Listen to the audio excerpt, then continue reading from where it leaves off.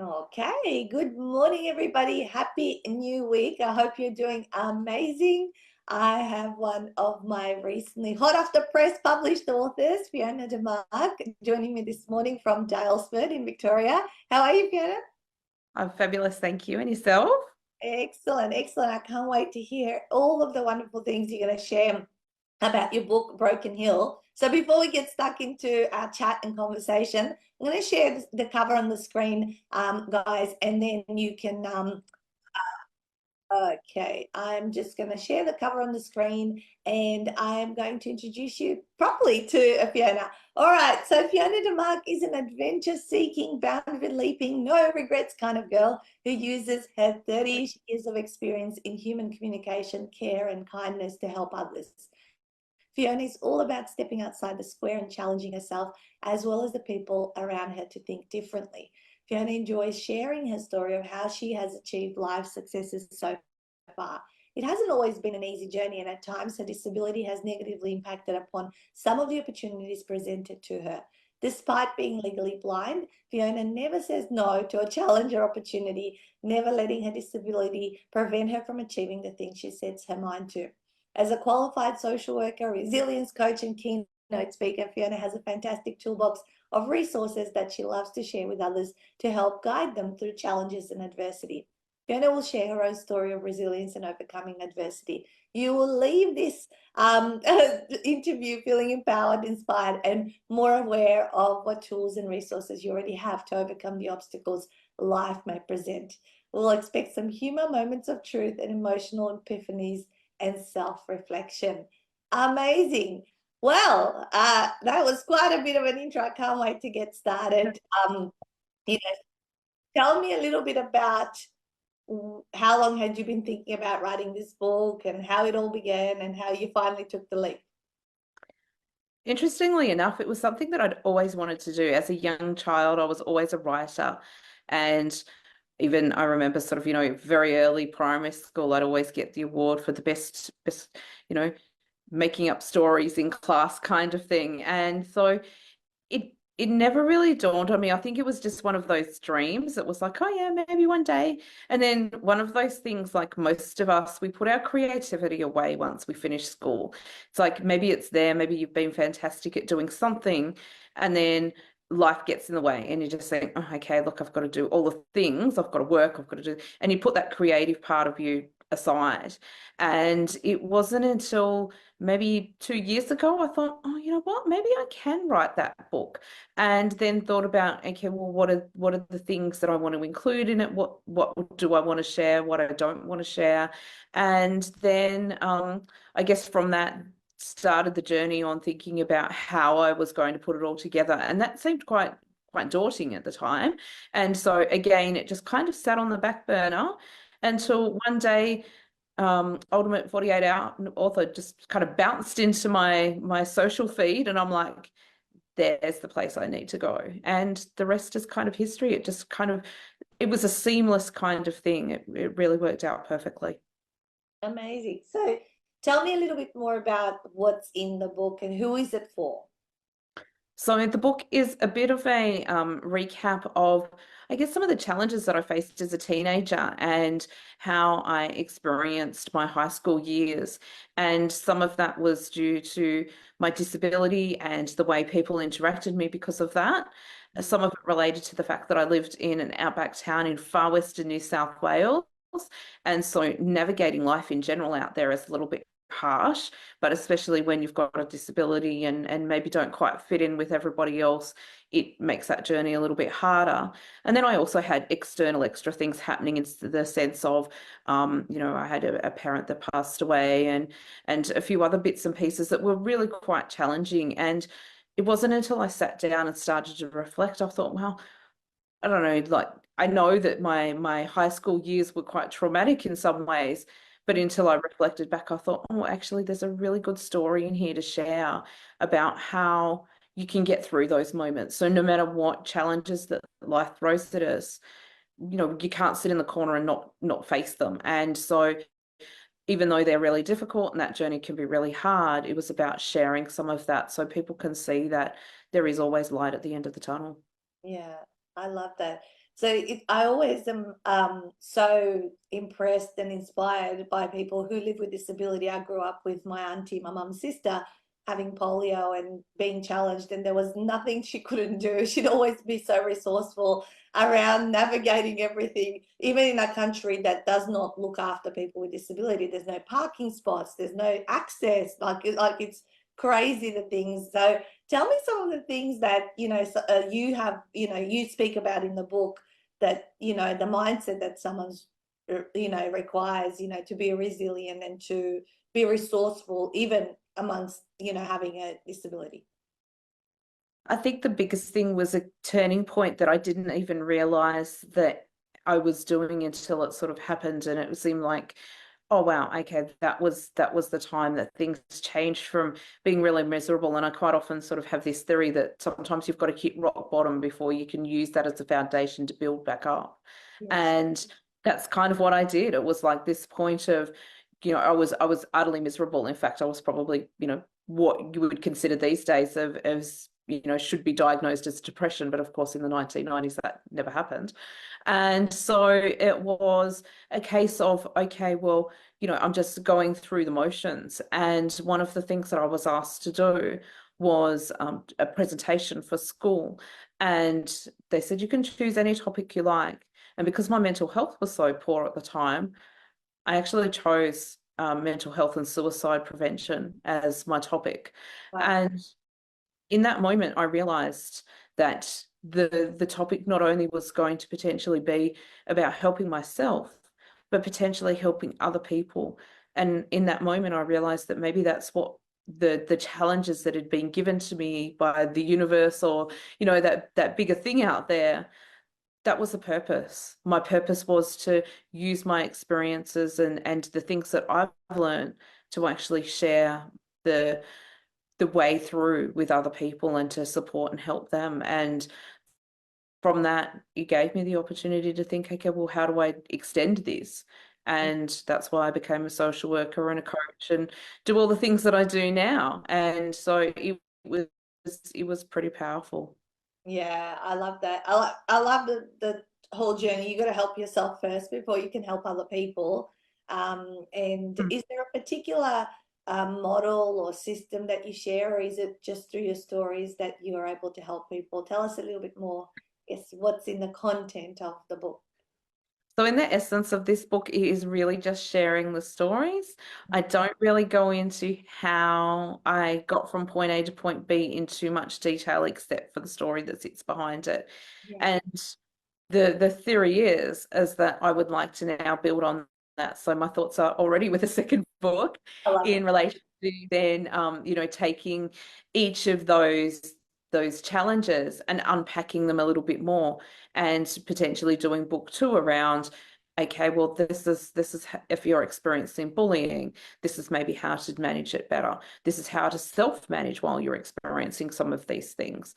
It's going to be sort of taking people back through that journey to say, okay, well, here's some really practical things that you can take away from these kind of experiences that we all have. Like, there's always going to be grief in our lives. There's always going to be those moments where you don't know what to do next and you're confused. And I think, if we can learn how to better navigate those, we all end up better people. Yeah, I agree. I agree. And often it does start with the story, I always say. And then we think about how can I reverse engineer this so I can, add value to other people. Like, what is the process that they can go through, and you can just share it like from experience. And I just want to say good morning to, the people watching, and saying good morning to Asgian and Louise and Maria and Julie. So wonderful to have you guys with us. And one thing that we just want to make you aware of is that Fiona's book is launching internationally today on Amazon. And if you do want to get your hands on the Kindle version of this book, I'm just sharing it on the screen, Fiona. You can go ahead, and it's available for 99 cents in the next 24 hours. So that's, just look it up on your local Amazon, and you'll be able to get a copy of that and get stuck into the stories from what you're sharing, and insights. I think also when you share a story, a lot of people can kind of pull the wisdom behind it. And it's like, well, if she can do it, what's my excuse, right? Yeah, pretty Yeah. much. And that's it. It's like, you really get that opportunity to walk in the shoes of others, I think, when they share their stories. And I think that's really powerful. We pass our own scope of beliefs and values and judgments on people's situations. And it's not until you actually take that conscious moment to pause and say, hey, I wonder what is going on for that other person. And we don't think, like, we personalize things to ourselves. And so to actually then remember to external think and go, okay, why are they grumpy? Is it because, something's happening in their personal life that we don't know about? And so to actually change your mindset to start thinking outside of your own little box. And sometimes that's easy done via reading somebody else's story and following in their footsteps. Yeah, you can relate a lot more and have empathy for what they've been through. So what are the things that you are currently doing? So you're a social worker, you do speaking. How are you? Like, you seem to have a buzz of activity all around you. Look, I thrive on being busy. So people sort of look at me and I go, my gosh, how do you fit it all in? And it's like that's actually the way that I thrive. And so my relaxation is actually active relaxation, in the sense that I don't generally just sort of, sit there and what somebody else would consider kind of just do nothing. I'm not a do nothing kind of person. So relaxation might be, listening to an audio book and doing housework or whatever it happens to be. So, those things that sort of like I tag things together. So I'm always multitasking. And look, there's things that I really do try and make sure that I've got that balance where I do stuff that I love. And I'm very blessed in the sense that everything that I do, I'm really passionate about and love it. Even like I work for the Victorian government as well. And, I even really love doing that. And sort of people go, oh, public servant, and you like it? And it's like, yes, because I really feel I love passionate it. about what I'm doing and giving back something that makes a difference to people. That's awesome. That's awesome. So with your disability, like tell us how you navigate. Like what are some things that what are some things that people that don't have a disability like yours, they don't realize is such a big challenge? Like obviously it sounds like you're doing a million things at once, and you think someone who has the disability that you do that you wouldn't be able to do as many things as how productive you are. And I think it's again about using your resources and being adaptable, but doing what's within your own scope. And so for me, my disability isn't a one that sort of, saps my energy or gives me pain or something like that. And so, other than my eyes not working, physically the rest of me is sort of doing okay. So I can make my life really busy. If I had a different kind of disability, maybe it wouldn't look like that. But again, it's about, working out what your strengths are, what you're really good at, and then focusing on that. So, if you think, how did I write the book? You sort of think, oh, how does a blind girl write a book? And And tell everyone who's got all the excuses out there not to do it. so one of the things that's actually really interesting, and I only actually, and this is the thing with writing a book, you don't realize how much self-discovery you go through until you really sit down and reflect and work things out. And one of the things that came up was, how come, like, because I don't read Braille, and there's this underlying assumption that people who are blind automatically know how to read Braille. And I'm like, no, it's not like it's built into you just because you're blind. Like you have to learn it like any other language. And I didn't learn it. And then I was thinking as I was writing the book, I went, I wonder why I didn't learn Braille. And then I realized that it was because no one lived in my town. I was the only person that was blind, other than, maybe people that were older and had lost their sight. I was the only person that was blind. And so nobody knew how to read Braille in the beginning to even teach me how to do it. But what they did teach me instead was the skill of touch typing. And as an 8-year-old, that was the most boring thing in the world. If any of you have learnt to type, the quick brown fox jumps over the lazy dog uses every letter of the alphabet, and they make you do it over and over and over again. And at 8, I thought that was really boring. But as soon as I finished those typing sessions where you had to do the little lesson to sort of, go to the next step, I would spend the rest of that class time or that lesson time typing stories. And so the typing the stories was how I got to do that. But of course, my vision has actually deteriorated from when I was quite young. And so I can't read the keyboard. I can't sort of see the computer screen. And so the way I do it now is, imagine using your computer. We're going to take away your mouse. We're going to shut your monitor off and use a Yeah. keyboard shortcut for every single action that you do, and then have a little voice that reads everything out. So I've got a little man inside of my computer that goes blip, blip, blip, blip, blip, blip, and tells me everything that's happening as I type.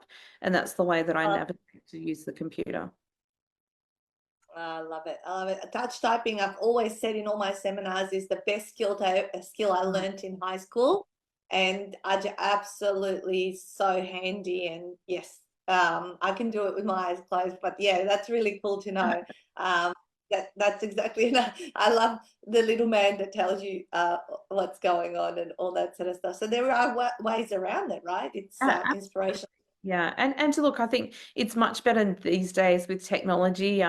It's it's improving so much in the sense that the technology that you use in your, your phone or whatever, I mean, it's just inbuilt with accessibility now.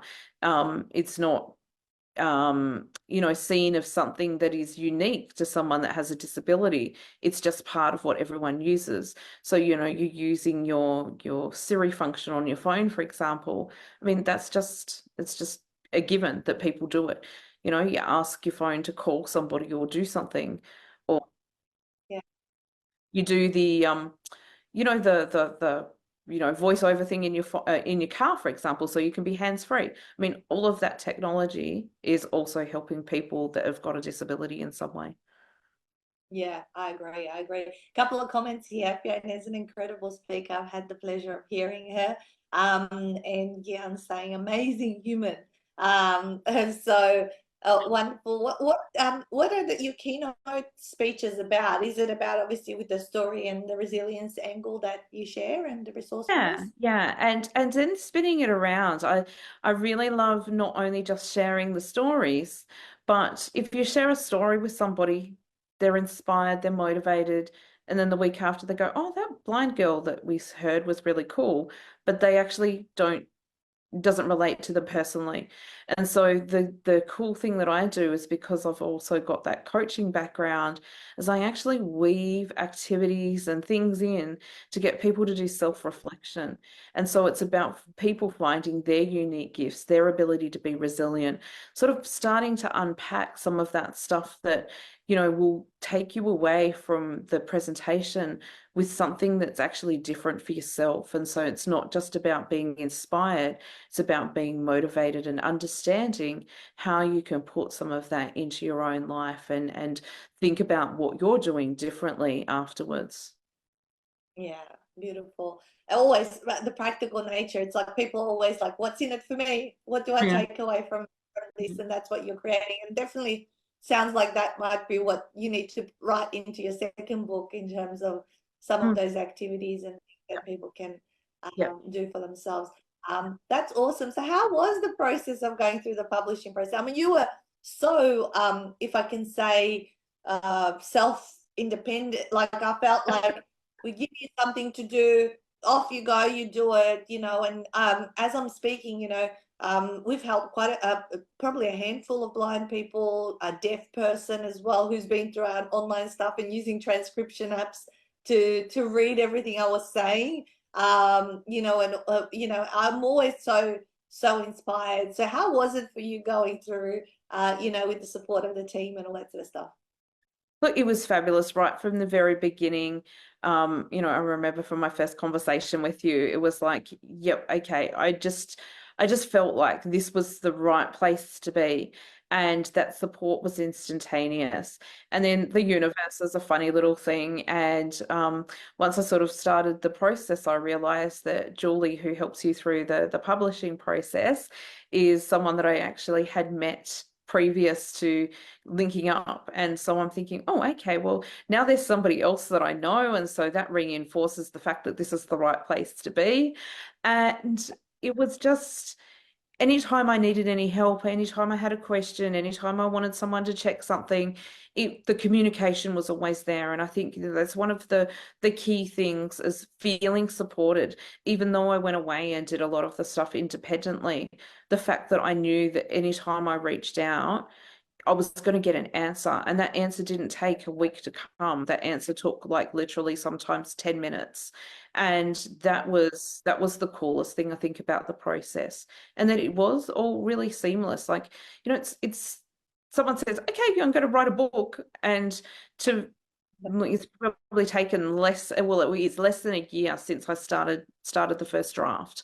And to have a book in hand in that period of time is a real show of how good the process can be if you've got the right supports. And not being afraid to ask the questions and get the answers, because the answers are always there. And when you didn't know the answers, it was okay, well, I don't know, I will go and find out, rather than just kind of trying to make somebody feel like you could give them a half answer. So it was Yeah. it was really fabulous. Yeah. We loved working with you, and I know you did the process through a hybrid publishing. You had a little bit of mentoring, and then off you went and wrote. So even like following through on that is a significant achievement, because a lot of people who purely buy publishing package, and they can lag a lot more than say coming through that 3-day program that we do. But I'm very impressed that you stayed the distance and you did everything we told you. And it takes two to tango, as they say. Both of us need to do our part for everything, for magic to happen at the end, which is wonderful. So we can't And, wait to and work. yeah, and just that constant check-in. And through, like, I mean, I think the hardest part for me was I had a draft, and then I went and put it all down, just like brain dump basically. Like, so wrote whatever, just no editing, no spell check, no grammar check, nothing, just whoop. And Yeah, then I had to leave it for like a couple of months just to let it sit and simmer. And it would have been really easy at that point to go, oh my gosh, editing all of that is going to be too hard. But the fact that you guys stayed in contact that whole time and like, okay, yep, we're just checking in, making sure everything's okay. It gave me that encouragement to go, okay, you know what, this is a half finished project. Don't let it just sit the way it is now. Actually, let's yeah, follow it up and go through that process. And step by step, we did it. we did it. Yeah, I love it. I love it, and I can't wait to catch up with you in a 6 or 12 months time and see how everything is going, because obviously the book is just hot off the press, you guys. What I might share is your website on the screen, where people can access the paperback copy. If you would like a paperback copy of Fiona's book, just go to FionaDemark.com. So Fiona is spelled normal, and then Demark is DEMARK.com.au. And you can see she's got lots of little goodies here on the website. You can read through. There's a book tab, and as we said just earlier, the book is available in the Kindle version on Amazon for just 99 cents over the next 24 hours. So if you want to get your hands on it immediately, go to the download. But I always also love having a physical copy as well of people's books. It just makes There's, some- me, I there's don't know, something about I love. physical copies, isn't there? Like it seems really strange. And look, I mean, I go into bookshops and I buy books, and if it's not got a digital copy already, I kind of can scan it with a little reader thing, and so it'll read it out to me. But having a physical copy of a book, even though I can't read it, is still something, there's something about it. It's very cool. So I Yeah. love. It's I find that cozy, and the fact that you don't have to sit with a device is something that, like, I enjoy, like, because we're on devices all the time for work, sometimes even for socializing and all that. So it's just nice to, go, like almost living life before any of this other technology came through. Yeah, I love it. I love it. So do you have a favorite quote that you often share in your, I know I didn't pre-warn you I was going to ask you this question, but I always like when someone's a speaker. I know I have lots of little quotes that I share and talk about. Some are mine, some are quotes that I've heard from other people. Is there some that you like to share in your speaking? Don't really actually. It's very interesting. I don't do the quotes thing very well, in the sense that if I try to do them, I generally stuff them up. So I think it's just Okay. easy to stay away from it. So Yeah, it's coming back to front. Yeah. yeah, yeah. But I think, the main thing that I always just say is, just be kind to yourself. So often we're so caught up in our everyday stuff that we don't have those moments of kindness. And like we said earlier, like, sometimes you've got to get yourself sorted out before you can do things for other people. But if you're not kind to yourself and you're listening to that little voice in your head that keeps on telling you, I can't do this, I can't do that, nah, nah, nah, nah, nah, nah, then, you don't end up living to your full potential. So I think sometimes it's just stopping that little voice and saying, you know what, nah, I'm not listening to that today. I'm actually going to be really kind to myself and understand that, there's always going to be things that don't turn out quite the way we want. But in an ideal world, we've got the capacity to be able to say, let's keep moving on. And, this sort of stuff can happen to anybody, and I'm strong enough to get through it. Yeah, I love that. I love that because we keep pushing forward and all that sort of stuff, and trying to be superhuman in every sense. But yeah, we need to give ourselves permission, to take the breaks, to feel the feelings that we're feeling, and to be kind first of all to ourselves, because then that spreads to the rest of the people. So it's been lovely hearing your story and mentoring and guiding you through this process, with the team. I know this is not just a one person, show, in terms of like I may have put together and organized this business, but there's so many wonderful people that supported, our editors, our layout designers, our publishing team, everyone.